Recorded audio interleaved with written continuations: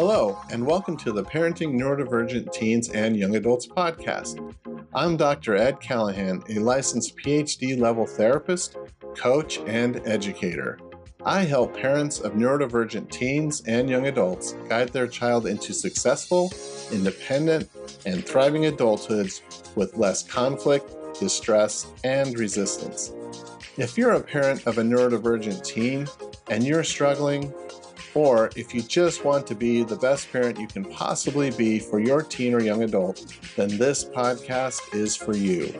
My deepest intention is to take my 30 plus years of experience and provide the most efficient ways to share vital information to help life go better for everyone involved, for your neurodivergent teen or young adult, for their siblings, and especially for you as a parent. I hope you find value and encouragement in this episode. Let's get started. So I was hoping to talk about enabling versus supporting or accommodating for my neurodiverse child. He's a young adult and he's slowly but surely isolating himself a little bit more every day. And the more it seems that we try to come up with activities to get him out in the world, the less interested he seems to be. And what ends up happening to us as parents is with parenting neurodiverse children, it's anybody who's done it knows it's exhausting, right? So what ends up happening when they start to isolate themselves, there is some part of you, and I see both myself and my husband do it. You're like, oh, I have a break. I can do X, Y, and Z. And so then it becomes more comfortable to do, I don't know, mow the lawn or take care of bills or whatever the heck it is. And then by the time you realize what's happening, it's 7:00 at night and you haven't done anything as a family and your child hasn't been out of the house in 4 days and it's probably not a healthy situation. And so it's that kind of difficulty. It's very easy to fall into that pattern. And so I guess I'm looking for a way to get both myself and my husband on board with, and my husband is for the most part, but I think he falls victim to the same thing I do, which is, oh, I only have so much time to get this done. I'll just get it done. And to find a way to, for lack of a better word, push my son a little bit to do some things without totally undoing the trust that we've built in the relationship. And what makes it so challenging for a neurodiverse child is his self-esteem is low because all his life he's heard, you don't fit, you don't fit, you don't fit. And so when you try to ask him things that, you should be able to say to anybody, I think you need to get out of the house more and socialize a little bit more, he sees it more as a criticism than he does in his best interest or an invitation to change his life for the better. And depending upon what you have going on in your particular situation, whether it's they become dysregulated and get destructive or it just damages a relationship and makes them dig in further or whatever, it's really hard to get moving on that. And that's where I'm trying to find a way to step back from where we are and start moving in that direction. Yeah. So again, this idea of trying to figure out, essentially, and if I'm off, let me know, but that idea of how much do you push or encourage and challenge, for lack of a better word, right? How much do you challenge him versus try to understand what his mindset or how his mind works and all the things that have to do with the neurodiversity and autism and all the presentations of anxiety and depression and all those kind of things. So trying to figure out, okay, we're worried that if we let him stay home and isolate, that we're not helping him grow past that and he's going to get more and more comfortable. And yep, that's exactly where we are. The roots are going to dig deeper into the house or to the bed or wherever he's at. And yet at the same time, recognizing that if you push too hard, then he gets overwhelmed and then something's like a setback that way as well. Right. And that even happened to me. I worked on and off while my kids were growing up. And even just staying home for a while and being out of the workforce, you start to think, well, can I do all these things that I used to do again? Can I drive through the middle of a downtown city on travel, because you're out of practice, but you can talk yourself back into that. I worry that with a neurodiverse kid, because of the black and whiteness, they get to a point where they're like, I can't do any of these things anymore. They get completely stuck. And then it's even harder to help dig them out of that hole. Yeah, absolutely. And again, if they've never even had those experiences in the first place, then you've got a whole nother issue. Have they actually, like you said, if you're going back into the workforce, that means at one point you were in the workforce, right? And you had that experience. And so it's more like relearning how to ride the bike rather than learning how to ride the bike from scratch. And so, yeah, and this is a common dilemma for most parents in trying to figure out how best to push or challenge or scoot them out the door into the world when if you do that too soon or in a way that doesn't support them, then you create additional trauma. Like, okay, I had a job and I got fired and it was terrible and they treated me bad and I never want to do that again. It's a potential outcome of over encouraging them to get a job when maybe they're not quite ready. But if you don't, then they don't get that experience until down the road later, which again, it's so hard because every kid and teen and young adults can be very different. But it is the dilemma, right? Like, how much do we push and help them learn the skills that they need to learn and get them to step out of their comfort zone? Because again, a lot of times with kids that are neurodiverse, they would rather stay in their cocoon, right? The most comfortable place ever, which is understandable. The world's not been a friendly place for them for the most part. And so if they can stay in and do their computer stuff or online stuff or video gaming or have their network or entertainment or whatever be something that's very predictable for them and more safe, then it is hard to get them out into the real world to have these experiences that probably have not been very rewarding for sure in the past for them. So how do you know that? Again, because this is something we've talked about a lot and have tried to ride the razor's edge of how much to push versus how much to let recover or mature. Or sometimes I use an analogy like, yeah, maybe they need to incubate a little longer or they need to be in the oven a little longer. They're not quite ready to come out yet. But if you keep them in the oven too long, maybe they never come out, right? Or they never leave the nest. Well, and I think for me, what's made the difference recently is he was more engaged in other things, working out, walking the dogs, getting out more. And I'm starting to see that pull back. And I think that's why I'm feeling like we're cocooning more versus continuing to either stay static where we are or maybe move forward a little bit. I'm okay with staying static or moving forward. It's when that additional isolation hits that you start to think, at some point, like you said, the roots will be so deep, you'll never get them out. Right.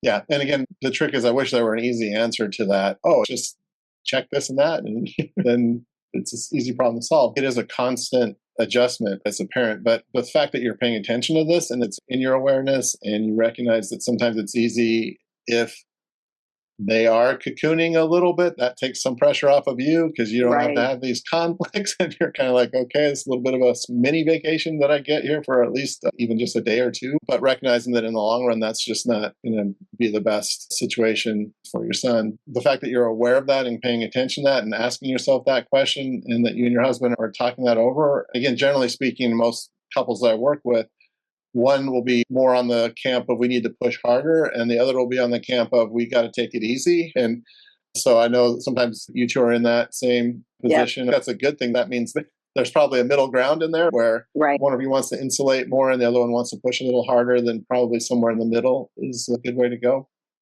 Well, and I guess you just keep making runs at it, right? You just keep asking and suggesting and hope that something eventually just takes.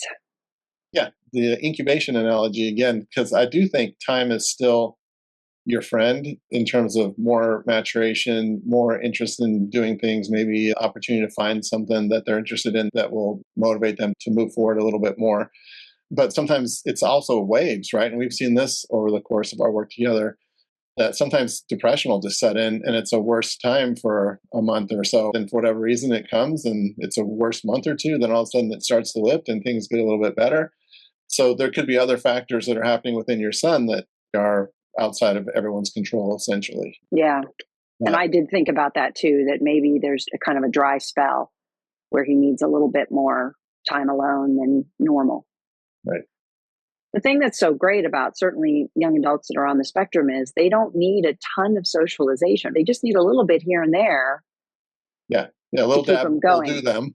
Yes, Usually, like they're not. absolutely. It's tough because some kids are very socially, like they want those relationships and they have a hard time with them. That's a little bit more of a painful situation than a kid that's like, well, I just need a little bit. A little bit's fine. If I get a little here and there, then I'm in good shape and I don't need more. But it's hard when you get a mismatch on that, like a kid who really wants to be social and is just having a hard time doing it, or the opposite, where they have to do a lot of social things, but they just really can't handle it or don't like it. Right. So, And that is the challenge with finding certainly a job that gives them enough excitement and interest, but at the same time doesn't overwhelm them socially. It's very right. challenging. Yeah. To get a little bit more practical about this, do you want to talk about some things that you think you might try over the next? Well, so one of the things that I thought about, because he does like animals and he has done some volunteering with dog rescues in the past, is our local shelter is looking for dog walkers, where you actually sign up and every Tuesday you come for an hour or two and you just walk dogs. And of course, they're looking for people who can handle big dogs, which he can. So I think he'd be a good fit. The only downside is that just the introduction meeting is a couple of weeks away. I'd like it to be something sooner, but I suggested to him via text today, why don't you sign up for this introduction session?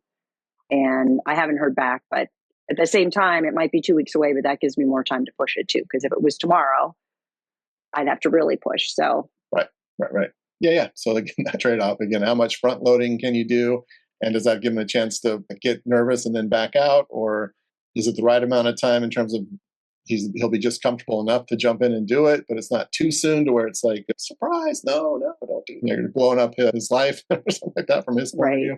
But yes, that might be a good window. That might be the right window, but it's hard to know. And then for you, again, how much do you nag him, so to speak, or how many reminders do you give him, or how much do you talk to him about that? Because you can overdo that and then put a bad taste in his mouth about the whole thing that way too. So it's hard. That's a strange and tough tightrope or a razor's edge or something like that. It's got to be the right amount.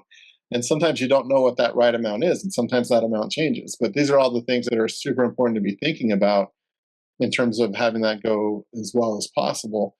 Because a lot of times parents will see this as a brilliant thing and just push it too hard. And this happens with not just with neurodiverse kids, but kids in general. Like if a parent overdoes something, then it puts a bad taste in the mouth for the kid, even if it was something they were interested in, right? But if you don't, in this case, front load enough or talk to them enough or get them prepared for that interview or what it might look like, then it just may be too much to do last minute and it may come up as like a seeming surprise, or they will feel unprepared to go do that interview. Like they haven't programmed that into their schedule or into their lives, so it's not going to happen. So, and if they have a negative experience, a lot of times then it sours them for a while. So you try very hard not to pick opportunities that aren't going to be a good fit. Right. Yep. This is a common struggle that parents who are trying to find that right mix deal with. And that's where the trick is. This is an individualized situation where you got to know the personality of that particular kid and also be looking for those kind of opportunities that check certain boxes for that kid. Like he's interested in dogs and animals. Like that's a good match that way and has some experience doing that kind of stuff. So, that's all a good match. And so now the trick is, can you convince him to go do that initial interview and get on board with it, particularly if it feels like he's going into a little bit of a slowdown or a slumping period rather than an acceleration period. So yeah, these are some of those challenges. And again, that's where the talking it over with people, getting different suggestions and trying to strategize specifically with your particular kid's personality and history and all that stuff in mind can be really helpful. Well, and for me, and certainly just my family in general, I think one of the things is to find a way to put it on your radar every day to make a run at something. It doesn't have to be an opportunity, getting out of the house or whatever, just to make a run at anything. And I'm still working on how to make that happen. I actually think what I'm going to start doing is putting something on my calendar that just says 4:00 every day.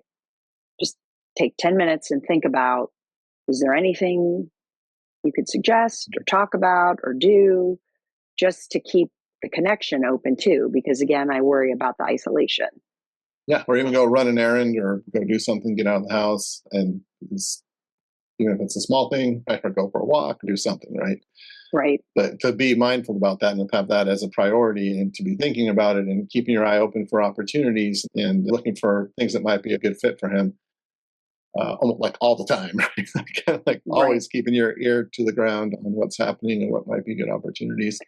Well, and sometimes it's not even just finding an opportunity to get him out of the house, but it's addressing subjects that are challenging for him to deal with.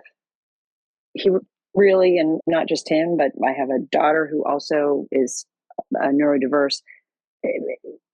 Dealing with topics that deal with intense feelings are always hard for somebody who's not neurotypical because, again, I think they have gotten so much negative messaging. And one of the things that I really would like to explain to both of my kids, and some of it's maturity, but some of it, I just sometimes wonder if they understand that a lot of social relationships aren't about being the funniest or being the coolest or being the smartest or whatever it is. It's about how the interaction works and how you make that person feel and how they make you feel. And I feel like some of that is lost. And some of that, certainly when you're on the spectrum, you're so busy trying to fit in, that concept gets lost. And I would love to have a discussion with both of my kids to say, it isn't a criticism. You guys are great, whatever. Just want to make sure you understand that's really what relationships are about. If you want to have a good relationship with somebody, you want to think about how they make you feel, but you also want to be thinking about how you can support them and make them feel. And if everything you do is a funny remark at their expense, they're out. It's not going to get you where you want to go. Right.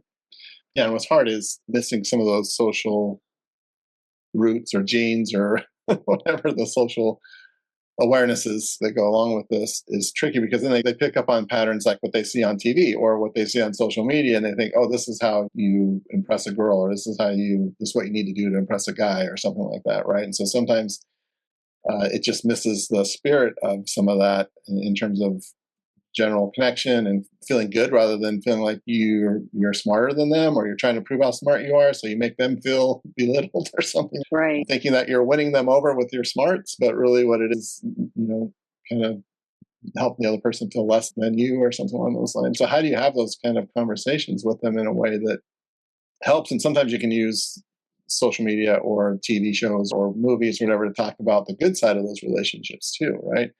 But again, it's really important to say what's going on behind the scenes that make a relationship work versus what you see on the mechanics of it.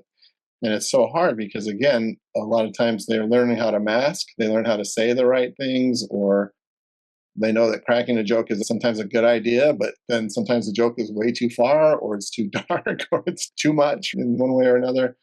And we've all been there. yeah, again, and I think it's neurotypical. So yeah, we make those mistakes too, but we can realize we made a mistake for one and go, oh, wait a minute, and then we can apologize or have the empathy for the other person and things like that. It just doesn't come quite as naturally for those on the spectrum. I think that actual good, quote unquote, good parenting, sorry, is good parenting versus bad parenting. But even with neurotypical kids, it's important for parents to have those discussions like, hey, let's talk about some of the subtleties of this, because kids do pick things up, and neurotypical kids pick up the subtleties of relationships better. They just observe it and they can piece it together. But still, it's important for parents to explicitly talk about, like, hey, this is what makes me feel good in a relationship, or this is what makes me feel connected to somebody, and to really fill in the blanks, because they're still getting a ton of exposure to social media and kind of these artificial or fake relationships that are which kind makes of it so much presented more in common challenging. media, in common media, or whatever's supposed to be important and what we're supposed to focus on and all that kind of fun stuff. So that's even more important with neurodivergent kids, but still it's harder for them because they don't love those conversations, and it's hard to know when and how to have those conversations and to do it in small batches at a time instead of trying to have one big discussion. It's like leaving breadcrumbs every now and then for them to follow. But the principle of that is hugely important, right? One, being mindful about how much are we pushing versus not pushing, and are we being deliberate in that, or are we letting things slide just because right in this moment it's easier? Or are we intentionally saying, we just need to give them a little bit of a break, and then we'll keep looking at maybe a smaller task or a smaller thing. Maybe this volunteering might be too much at this point. It may be just right, or maybe it's not going to be enough. But at least you're thinking about that and trying to decide how much do we jump into this. And if not that, then what's the next thing? If it means just getting more on a regular workout schedule, like getting out of the house to go do something, or running errands, or helping with grocery shopping, or working in the garden, all those kind of things are important things that are better than just being holed up in the room on the phone or really doing nothing. So right, which of course is where they all feel most comfortable. Yeah, and sometimes that's fine. And again, another part of this is they need more of that than maybe you or I would. And I do like my alone time too, so I can relate to that. But for us, we might be thinking, "Wow, this is really terrible." But for them, they may be like, "Yeah, this is great." Sometimes Right. we project our own needs or wants. Like, I can't believe they haven't hung out with somebody in like a week. That would drive me crazy. But to them, it may be that's perfect. I only need that little bit of social stuff, and I'm good for a while. Well, and I So am grateful that I have the opportunity in both of my kids. If I say, "How's your mental health?" they answer me honestly. And that's helpful because you can get a gauge. Sometimes what I think they have going on is not enough for me. And you're right. Then I project and they're like, "Oh, no, I'm good." I'm like, right. "Oh, never mind." Yeah. So then again, that's if there's a way to take their temperature, so to speak, or have those conversations, then yeah, that is so helpful because then we will not. Again, I think our nature is to just project what we think they need or want. If their brain functions differently than ours, or their social needs are different than ours, then we can, as parents, get really concerned about things that aren't really a concern for them. Now, you've got to be careful in that thought process too, because, like I said, if they want to hole up in their room and that's all they want to do, then that's not practical in this world either, right? They've got to be able to get out and do some things and earn a living, or maybe they don't have to get out. Maybe they find an online career where they can work and do things like that, and they don't have to go out into the world very often. But helping them learn those life skills to be able to manage going to the grocery store and picking up, getting some food and coming back. But geez, in this day and age, who knows? Maybe just DoorDash everything or have a job that can do it. Maybe they don't really Yeah. need that, do that. But I think the point being, obviously, we want to learn as many life skills and ability to navigate this world and navigate our culture and our society and have some balance of in real world activities versus all virtual online or just solitary. So trying to find those balances. And again, how we started this conversation was how hard do you push? Because if you push too hard, then you just create one more trauma that they may be traumatized by you pushing them too hard, or they may be traumatized by the experience. And then it's just one more thing on the big pile of this isn't going to work, or I can't do this, or I'm not good enough, or something along those lines, right? I'm not like everybody And it else. breaks the trust. I mean, we worked pretty hard to get a trusting relationship, and you really hate to do anything to damage that. Yeah. So talk about that trusting relationship. I think that's a good point. Like, what did you do to build the trust with him? Well, a lot of it was starting to work with you, to be honest, because it's very easy to get caught up in that. Well, and it's a generational thing. My husband and I both looked at, well, this is what we were doing at this age. This is what they both should be doing. Well, the world has changed dramatically because of technology. And young adults are really smart in some ways and not real world smart in other ways because they have spent thousands of hours on their devices, which wasn't around when I was growing up. So I think the first thing we had to learn, and being able to talk to you about it really helped, was he's on a different path. It's a different path, and that's okay. And once we were really able to internalize that, we were able to demonstrate to him, we see that and we're okay with it. And that really built trust with him. That it was no longer we were at odds over things or trying to push him in ways that he just wasn't ready for. And you can tell yourself that you're going to do that, but until you really internalized it and believe in it, they're going to know because stuff's going to come out of your mouth that shouldn't. So I'd say the first sideways looks or incredulous looks or disappointment. Or something they like know that, when right? you're disappointed in them, even if you're silent, they know. Yeah. And My husband and I were both on different paths in terms of getting there, but we both got there. And I'm very grateful that we did, because it's made things tremendously easier. Right. Because when I do ask, do you want to do this? Do you want to do that? He knows he can say no. And I'm not going to flip out on him, or I'm not going to push harder or say, you really should be doing this, because I don't do that. Now, at the same time, that's that balance of letting go and accommodating versus pushing. But at the same time, I can go back to the well multiple times and say, well, would you like to do this? Would you like to do that? Would you like to do this? And I get honest answers. Right. Like we talked about a lot before too, and this is one of those first important steps that parents, that'll make a big difference in their parenting and their relationship with their teen or young adult, is understanding the neurodiversity. There are things that they are going to struggle with, and it's not because they're being lazy, it's not because they're being oppositional or something along those lines. There may be things that they just cannot do quite yet or don't have the executive functioning. And as a parent, you may look at them and say, well, they can do X, Y, and Z. How come they can't clean their room on a consistent basis? Or they're really good at focusing on the things they care about, but they don't help around the house, or they don't pick up after themselves. But if you understand that the issues with executive functioning and how it works, or attention deficit or autism spectrum, if you get the understanding of where these behaviors are coming from, then you can approach it in an authentic way. You understand that they have some limitations that may be puzzling and may look contradictory at times and may make you scratch your head. But it's not that willful disobedience or that not caring. They may fully intend on cleaning their room when you ask them to, and they get in there and then they start moving some stuff around. Say, oh, there's that Lego piece I lost. Now I'm going to go put that back on the thing. And they start playing Legos. And you come in and say, hey, you're supposed to be cleaning your room. Why are you now 2 hours later just playing Legos? And they're like, Right. what? One, the time flew by. They had no idea what was happening. And also, their full-on intention may have been that, but then they just get distracted from task to task to task. And coming back around to your point is, if you understand that, then your heart changes, or your mind changes, and then your heart changes. So when you do approach them, you're approaching them from a place of compassion and understanding, not judgment or criticism or disappointment or anger or frustration. Those are the things that are poison to the relationship. Even if they act like they don't care, or it doesn't seem to faze them, all of us are definitely, we all feel that. If someone's disappointed in us and we're trying our best and we're puzzled and we can't figure it out ourselves, and then we can't explain why we can't do it, and we get in the situation where that learned helplessness develops, where you feel like no matter what you do, you're going to be in trouble. And whenever you're asked to do something, you're concerned yourself whether you can get it done or not. And then you're probably going to frustrate somebody, or your mom or dad's going to be mad. That's why it's so important to understand neurodiversity in general. And then not only that, but then what brand or what version or what flavor of neurodiversity does your particular kid have, and where do they struggle, and what are their strengths? And try to capitalize on some of those strengths, and whatever their interests are, try to nurture those interests, and at the same time, teach them life skills and help them learn to navigate some of the things they need to navigate.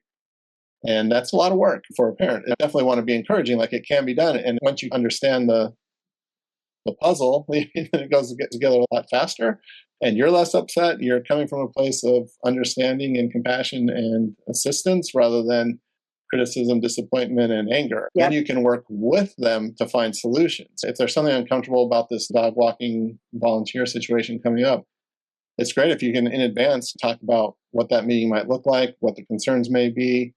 If in this case, if more coaching on what to say in the meeting would be important. I'm not sure if that's more important in this case, but that idea of try to front load and not overdo it, but give them enough information they feel confident going into the meeting and what to expect. And that means running by the shelter in advance just to see what the landscape looks like, who's going to be there, what the dogs look like, what the kennels look like, or whatever. That kind of stuff can make a big difference. And see it as a team effort, like, hey, we're working on this together. I'm on your side. Yeah, that's a great I'm not idea. working against you. I'm not working against you. I'm on your side. This is a team effort. We got your back. We're here to help. At the same time, we're going to help you get there, but then we're going to wean you off of us, or as parents, we're going to help you until you get confident, until you understand how it works. Then we'll hand it off and you'll be able to handle it at that point. And back to the cleaning room situation, if they're really having a hard time focusing, there's some things that can be done that, or one, you show them how to do it, you model how to pick up things or how to stay focused on a task, and you talk them through it. Then you do it together as a team. You work on it together, get them more and more involved over time. explicitly teaching them things. And then as they get more used to doing it, then you are still there, but you're doing less of the work and they're doing more of the work. And then you fade out, then they're doing all the work, but you're still checking up. And then eventually you're totally out of that. So there's arc of teaching them skills. One is I do it, I model it, I show it to you. Then we start to do it together. You do more and more over time. I'm still teaching you how to do this stuff. And then as they get better at it, you're still supervising, but you're doing very little. And then eventually they're able to handle it totally on their own. So there's this arc, if you will, of how to hand off or teach a responsibility that neurotypical kids will generally get faster. It's not as hard. They pick up on it easier. So with a neurodivergent kid, then it may take more of that kind of hands-on training over time. But again, that can be an opportunity. If you see that as an opportunity to spend time with your kid and help them learn some things, and it's good and quality, build trust. Yeah, build trust. It builds the relationship instead of it being the opposite, which is harming the relationship. If you're in there mad at them because they didn't clean their room every time and they're feeling more and more overwhelmed and helpless and not knowing what to do. So they give up or get mad or tear the place apart or just curl up in a ball or go into their turtle shell or whichever direction they're going to go. So then all of a sudden the cleaning the room can now be this thing that's a relationship builder, and it's something that teaches them life skills. It's something that you're working together on. You can make it fun. Again, you got to do some heavy lifting as a parent to come in there with the right attitude and the right, hey, we're going to work and we're going to learn this thing together and we're going to have a good time doing it. So then the cleaning the room is a positive thing. It's not this horrible, bad thing, another failing of theirs that they have to deal with. It can be something that really nurtures the relationship and builds trust and helps them learn some skills over time. But it's about how you as a parent, if you understand what's really happening, you can come in with the right mindset, the right heart set, I guess, for lack of a better way to put that. And then it's an opportunity to grow the relationship. It's not an opportunity to just create more distance or more alienation or another bad traumatic experience for your son or daughter in those situations. But if you don't know that, all you know is to come in with the traditional approach is, okay, well, if the room's not clean, I'm taking your technology away and you're not going to get your technology back till you clean the room. And then they're like, I want to clean my room because I want my technology back, or I even want to make you happy. I'm happy to clean the room but I can't. I try, and then they can't, and they can't explain why they can't do it. And then the parents get more upset and more punishing and more consequences. And so you get in this bad cycle. Whereas if you can reverse that and turn that into the opposite thing, hey, we're going to work on this together. I'm going to teach you how. We're going to walk through this until you get it. And then I'm going to hand it off to you. And then you're going to be able to do this. And it's going to be awesome. And you don't have to lose your technology and nobody has to get punished. So yeah, I really, really like trying to help parents make that shift from it feeling like a battle to how do we work together and actually walk them through the process. And again, it's more of a needing to be walked through the process than with a neurotypical kid. But again, that's more opportunity. If you can come at it with the right mindset or heart set, then you are working together and it's good relationship time or it's time to work on a project together. So anyways, that's what ran through my mind as we were talking about this and you talking about the trust. And again, that idea, how much do you push? How much do you let them have what they need? If they need a little bit more space or a little less pressure for the next day or two or a week or two or even a month or whatever. The trick is that you're doing that intentionally.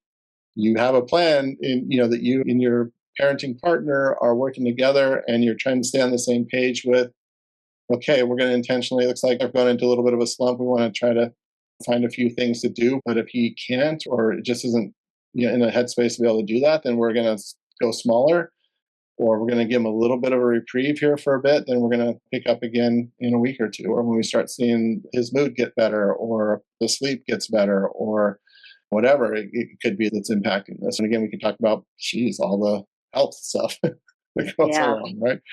Whole nother major 5 or 6 podcasts to talk about that kind of stuff. So yeah, the trick is having other people helping you with that. So whether it's a parent support community or a coach or someone who knows or understands neurodiversity, because again, if you get to a traditional person who doesn't have the experience in this, they're going to give you the traditional advice, and that's going to dig the hole and damage the relationship more. That's why we can do this as a community and help each other out and really work together to make sure that you are being intentional about these kind of choices. And sometimes the right thing to do is to do nothing or to let them cocoon up or recuperate or take a break and then come back with, okay, how do we ramp back up into some of these other things, like maybe doing a volunteer thing or getting a job or getting out of the house more or taking more responsibilities in certain ways and ramping them back up as they can over time. Well, and I think one of the things that's so great about your program is the whole arc that you just talked about. We've talked about that before. I know that, right?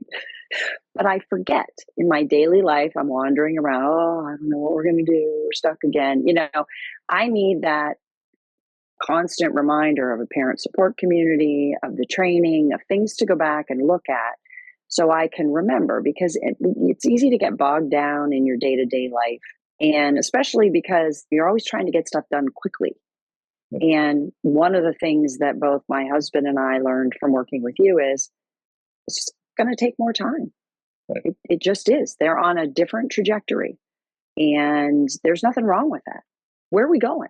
There's nowhere to go. Yeah, it's like our right? society. We believe there's some rush into this. There's a lot of expectations that we hold out that aren't necessarily necessary, right? They're just cultural expectations or just how other people have done it.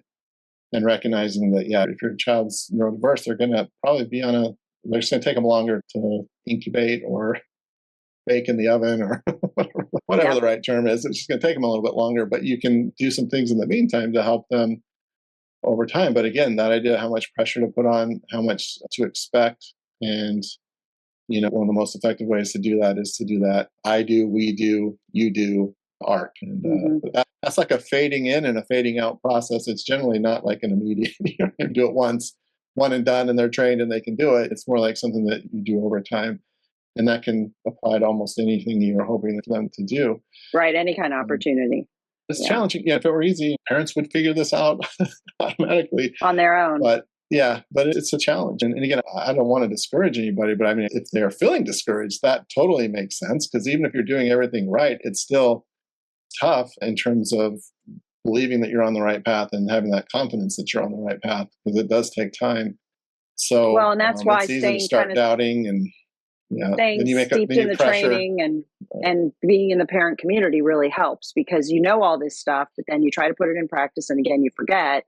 And so kind of just staying engaged with other people who understand too, because it is difficult for people to understand who don't have children who aren't neurotypical. Right. Your friends and neighbors who are not in the same boat are going to be scratching their heads and giving you kind of more traditional advice, so to speak. Right. Which, again, I don't blame them either, but they just don't understand. And hopefully you as a parent start to understand more and more about why this has to be different. And that once you understand that, it changes your perspective and how you approach your son or daughter as well. And Absolutely. to me, that is the big picture, because life is hard for them already, right? We don't want to make it harder at some level. We need to be the thing that nurtures them into a successful adulthood. We want to make sure that we're doing the best we can to create that environment that helps them feel supported and understood and definitely not judged in the same ways they get judged by society out there. And at the same time, confident that they can do stuff, right? Yeah, again, teach them the skills, help to build their confidence and provide them with those opportunities or help them take advantage of those opportunities that will build that skill, build the confidence. Because really, they have a lot of evidence to discourage their confidence, right, from all these things that have happened. Although, again, in most cases, they're pretty good at certain things, so they might be overconfident in certain areas of their lives, right? But, yep, definitely see that. But yes, it's all that coming together. So I do think anything you can do as a parent to help your confidence and also your perspective on how to approach, and then at least you're doing all you can to provide the best opportunities, even if you're on a longer time frame, or even if it's going to take years versus months, so that that you're heading down the right path, and that the outcome of this eventually is going to be as good as it can be, for sure. Which does enable you to be more patient. When you're on the right path, it's much easier to be patient. What I see happen with you guys is you get this confidence, okay, we're on this right path, and then a little bit of anxiousness pops in, like, are we doing enough? Is this enough? It seems like he's having a harder time. What are we doing? And then you try to start wanting to tinker more sometimes. And then it's kind of like, oh, okay, wait. No, you're doing okay. We're on the right path. Just need to take a breath and keep looking for these opportunities and keep doing what you're doing. And sometimes it makes sense to push harder, and sometimes it makes sense to back off, and sometimes it makes sense to do something completely different. But again, you guys do a great job and keep hanging in there. That's all you can do is keep hanging in there. Challenges. Keep trying. Yep. Absolutely. Yep. Okay. Well, I hope this was helpful for you and the folks out there. Absolutely helpful for me. reminder Awesome. of that Well, arc. yeah, for sure. I'll have to maybe do a video straight on that to really talk about that in more detail. All right. Well, I really appreciate it. I appreciate your time on all this and talking it through with me. And hopefully we can help some parents out there who are in the same boat. So I hope so. all right. Thank you very much. Have a good one. Thanks, Ed. Yep. All right. Take care. Thank you for listening today. If you haven't yet, I strongly encourage you to watch my free training, From Chaos to Confidence, a new approach for parenting neurodivergent teens and young adults. It's a solid overview of 3 key aspects of parenting a neurodivergent teen that guide you in creating a calm environment with less conflict, distress, and resistance, where everyone can thrive. After you have finished the training, there's a link to schedule a meeting with me, Dr. Ed Callahan, to determine which level of support will be the best fit for your specific circumstances. Visit my website at www.neurodiversity-u.com or click on the link in the show notes to gain access to my free training and access to my meeting scheduler. As with all my programs and content, this is for parent training and educational purposes only and does not represent therapy nor qualify as establishing a therapist-client relationship. Please like and subscribe and leave any questions, comments, or suggestions for future content in the comment section below. Thanks again for joining me. See you in the next episode.